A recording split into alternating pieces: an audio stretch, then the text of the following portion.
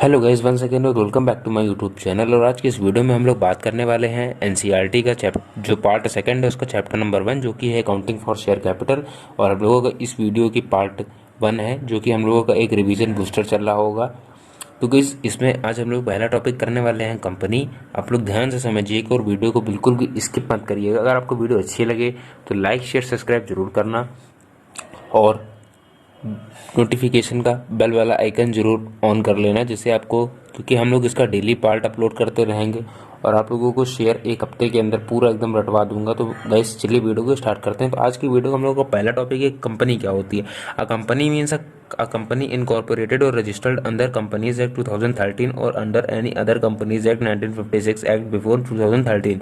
तो ये मैंने एक डेफिनेशन लिखी है जो कि आप लोग भी इसको लिख सकते हो और याद कर सकते हो। तो देखिए कि इसका कहने का क्या मतलब है।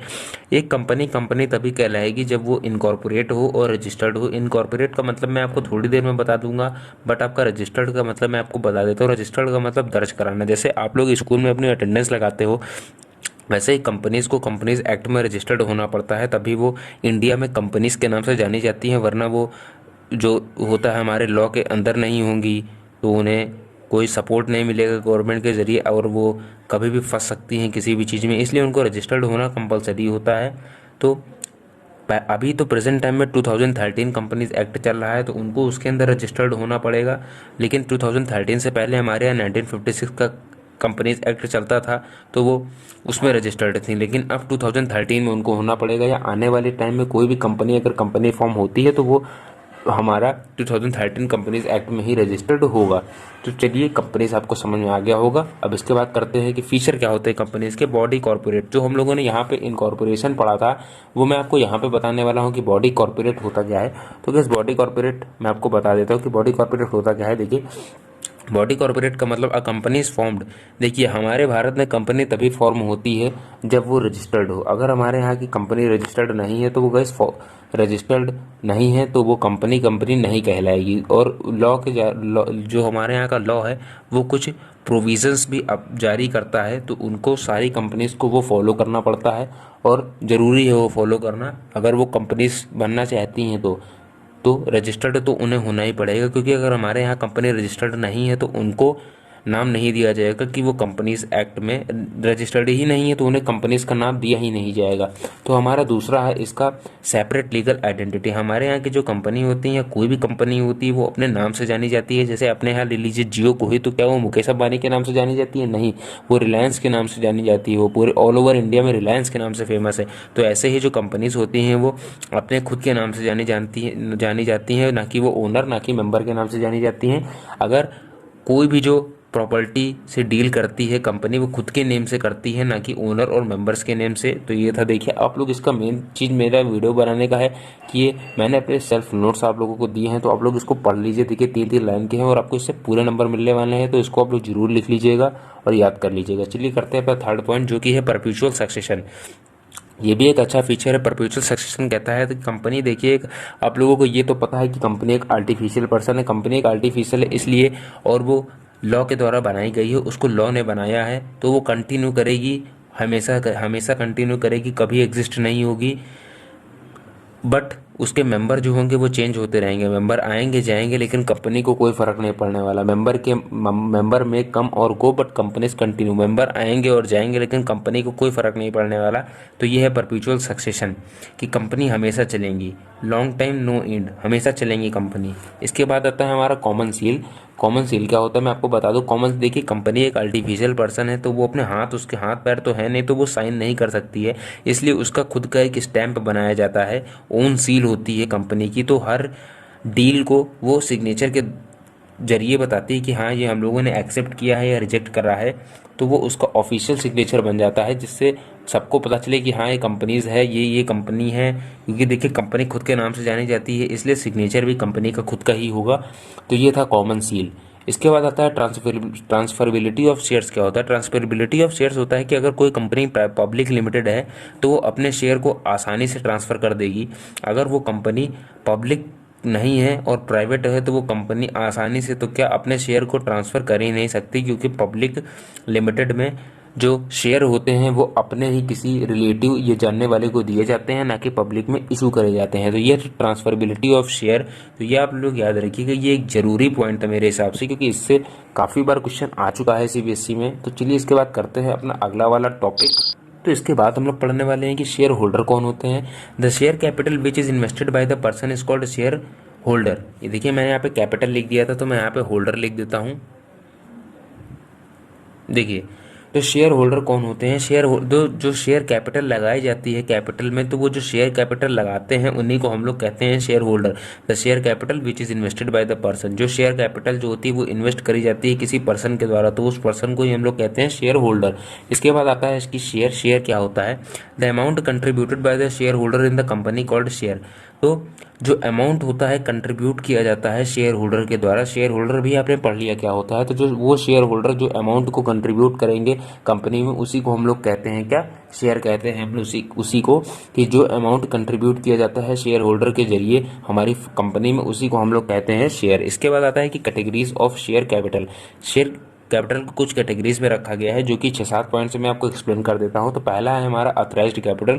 इसको आप लोग ध्यान से समझिएगा, क्योंकि अगर आपको पहला नहीं आया तो दूसरा नहीं आएगा, दूसरा नहीं आया तो तीसरा नहीं आएगा, ऐसे ही आपको कुछ नहीं समझ में आएगा। तो आप लोग ध्यान से समझिएगा अथराइज्ड कैपिटल क्या होता है। अथराइज्ड कैपिटल को पहली बात तो हम लोग दो नामों से जानते हैं। एक नाम इसका होता है नॉमिनल कैपिटल, आप लोग याद रखिएगा, और एक होता है इसका दूसरा नाम जो कि है रजिस्टर्ड कैपिटल। ये आप लोग जरूर याद रखिएगा। इसको हम लोग दो नाम से जानते हैं, नॉमिनल कैपिटल और रजिस्टर्ड कैपिटल। ठीक है, अब देखते हैं अथराइज्ड कैपिटल होती क्या है। ये अमाउंट होता है शेयर कैपिटल का, जो कि कंपनी जो होती है authorised to issue by its MO. ये डेफिनेशन है, आप लोग इसको पढ़ लीजिएगा। मैं इसको समझा देता हूँ कि होता क्या है। अथराइज्ड कैपिटल वो कैपिटल होती है जो कि हमारे हमने जब कंपनीज एक्ट में अपने कंपनी को रजिस्टर्ड कराया था, तो उस रजिस्ट्रेशन के टाइम में हमारे जो कंपनी जो मेंबर होते हैं वो वहाँ पे दर्ज करवा देते हैं कि हाँ, कंपनी पूछती है, वो जो वहाँ पे जब हम लोग इशू करवाने जाते हैं, मतलब अपना नाम कंपनीज एक्ट में दर्ज करवाने जाते हैं, तो वहाँ पे पूछा जाता है कि आपका जो कैपिटल इशू करोगे उसकी लिमिट कितनी होगी। तो हम लोगों को वहाँ पे लिमिट लिखवा देनी रहती है कि जैसे कि 60 लाख से ज़्यादा हम लोग इशू नहीं कराएंगे, कभी भी कैपिटल नहीं लगाएंगे। तो वो 60 लाख हमारी अथराइज्ड कैपिटल हो गई, मतलब रजिस्टर्ड कैपिटल हो गई। उससे ज़्यादा हम लोग कभी नहीं इशू कर पाएंगे। और एमओए का मतलब होता है मेमोरेंडम ऑफ एसोसिएशन, जो कि आप लोगों ने 11th क्लास में पढ़ा होगा।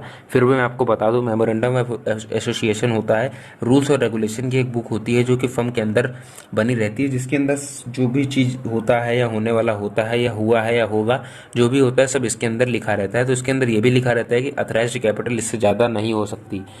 ठीक है, इसके बाद आते हैं इशूड कैपिटल क्या होता है। इशूड कैपिटल अथराइज्ड कैपिटल का वो पार्ट होता है जो कि हमने एक्चुअली में इशू किया है मार्केट में। मैं आपको एग्जांपल लेके समझाऊंगा तो आप सब समझ जाओगे। मान लीजिए मेरी अथराइज्ड कैपिटल 60 लाख है, मतलब मैंने कंपनी में 60 लाख इशू कराया है। 60 लाख से ज़्यादा मैं इशू नहीं करा सकता, मेरी अथराइज्ड कैपिटल 60 लाख है। ठीक है, इशूड कैपिटल मैंने मान लीजिए 60 में सिर्फ 40 लाख इशू करा है, तो वो मेरी इशूड कैपिटल हो गई है। यही मैंने यहाँ पे लिखा हुआ है। आप लोग अगर हिंदी में समझ जाओगे तो आप लोग इंग्लिश में समझने में कोई प्रॉब्लम नहीं होगी। तो ये है हमारी इशूड कैपिटल कि मैंने 40 लाख जो है वो कंपनी में मार्केट में इशू कर दिया है। इसके बाद आता है subscribed capital. It is the part of issued capital which is actually subscribed by the public. Subscribed capital वो कैपिटल होती है जो कि असली में पब्लिक खरीद लेती है। मतलब 60 लाख मेरी अथराइज्ड कैपिटल थी, उसमें से मैंने इशूड कैपिटल 40 लाख बताई आपको। अब मान लीजिए 40 लाख मैंने इशू करी और उसमें से सिर्फ 20 लाख रुपीज़ जो थे मेरे शेयर थे वो पब्लिक ने खरीदे, तो मेरी सब्सक्राइब्ड कैपिटल कितनी होगी? वो 20 लाख, जो कि एक्चुअली में किसी आदमी ने खरीदा या पब्लिक में जो खरीदी पब्लिक ने। इसके बाद आता है called up capital. Called up capital वो कैपिटल होती है जो कि कंपनी कॉल करती है अपने शेयर होल्डर से। मान लीजिए कंपनी ने 10 रुपये का शेयर अलॉट किया और कंपनी ने कहा कि 6 रुपये हमारी कॉल्ड अप कैपिटल है, तो वो कंपनी की कॉल्ड अप कैपिटल कितनी है? 6 रुपये की। कंपनी को 6 रुपये चाहिए, अभी तुरंत कोई ज़रूरत है तो वो आपको देना पड़ेगा, तो वो उनकी कॉल्ड अप कैपिटल हो गई। इसके बाद आता है हमारा paid up capital. Paid up capital क्या होता है? ये कॉल्ड अप कैपिटल का ही पार्ट होता है जो कि एक्चुअली शेयर होल्डर्स के द्वारा रिसीव होता है कंपनी को। पेड अप कैपिटल मतलब मान लीजिए कंपनी ने यहाँ पे 6 रुपये कॉल्ड अप करा था, तो अगर कोई शेयर होल्डर, मतलब जितने भी शेयर होल्डर हैं, अगर वो कुछ 6 देंगे कुछ 4 देंगे, तो वो जो भी देंगे तो वही होता है पेड अप कैपिटल उनकी नज़र में, और फर्म की नज़र में वो होता है टेक अप कैपिटल। इसके बाद हम लोग जानेंगे रिजर्व कैपिटल क्या होता है। रिजर्व कैपिटल वो कैपिटल होता है जो कि अनकॉल्ड अप कैपिटल का होता है, अनकॉल्ड अप कैपिटल का पार्ट होता है। कॉल्ड अप कैपिटल आप लोगों ने समझ लिया क्या होता है, कि जो कंपनी कॉल्ड करती है। मान लीजिए यहाँ पे कंपनी देखिए, आप लोगों ने देखा 6 रुपये कॉल्ड किया और यहाँ पे 4 रुपये अनकॉल्ड हैं, क्योंकि 10 थे, 6 कॉल्ड किया तो 4 बचे, वो 4 अनकॉल्ड कैपिटल हैं। उस अनकॉल्ड कैपिटल को वो रिजर्व कैपिटल को के लिए सेव करके रखते हैं कि मान लीजिए अगर फ्यूचर में कोई प्रॉब्लम होती है तो उस अनकॉल्ड अप कैपिटल से हम लोग उसको उस ट्रेजिडी से बाहर निकालेंगे। तो इसलिए उस अनकॉल्ड अप कैपिटल को वो लोग एक रिजर्व की तरह इस्तेमाल करते हैं, उस रिजर्व का पोर्शन बना के रखते हैं।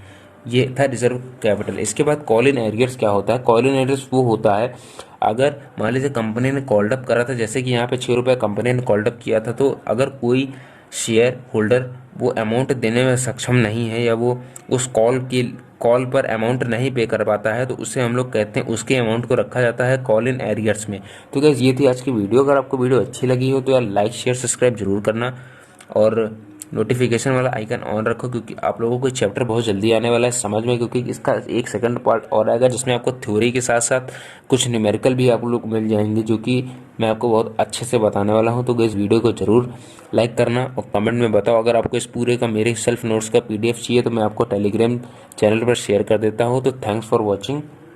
अगली वीडियो का इंतज़ार करना जो कि कल तक पोस्ट हो जाएगी। Thanks for watching.